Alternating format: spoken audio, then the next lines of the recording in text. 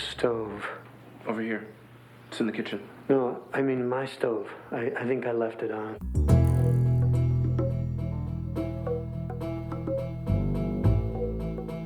It began with a meeting that I had at ABC because I was looking to get into television. There was someone there who used to work for me, and he was telling me that they were looking for a police show sort of in the Inspector Clouseau area, and I'm a sort of obsessive compulsive neurotic myself, and I thought, what if you could combine a brilliant detective with someone who was obsessive compulsive neurotic and afraid of, was claustrophobic, afraid of heights and so forth. Not exactly Batman.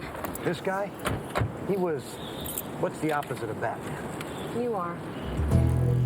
So he said, well, see if you can figure it out and see if you can come up with a writer and a story for it. He asked me if it was something I'd be interested in writing, and one of the best decisions of my life was saying yes.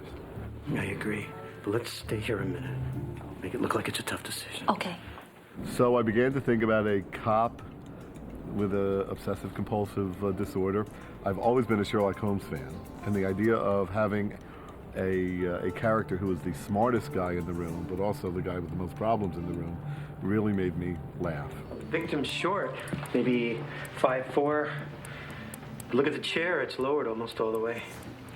Wow. We've been here all morning and nobody even noticed that. Sherlock Holmes had his Dr. Watson, his faithful, but not quite as smart as Holmes, sidekick. And Monk has his nurse, Sharona, that he's entirely dependent on. Where do I keep the large casserole dish? I can't find it anywhere. Right at the sink, upper middle cabinet. And Sherlock Holmes had Inspector Lestrade from Scotland Yard, but we have our Captain Stottlemeyer, who always reluctantly finds that he needs Monk to help solve the case. You're here because the mayor thinks you can walk on water, but you're a civilian now, Monk. You have observer status only. Okay, when I'm in there, I talk, you say nothing. Understand? Originally at ABC, the network wanted to gear it to Michael Richards. He had just come off Seinfeld, and we talked with him, and it was something he decided he did not want to do. So where does that leave us? We're back at square one.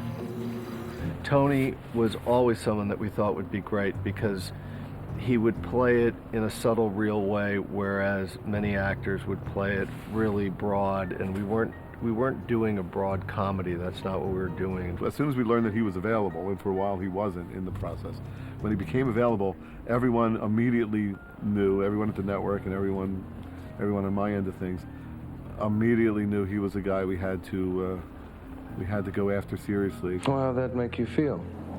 I mean, being called in. Feels great. Feels like old times. I think the thing that interested me most was just this whole idea of taking a recognizable, familiar genre, turning it on its ear. The character of Monk is a detective, which of course we've seen before, but he's kind of an unlikely hero.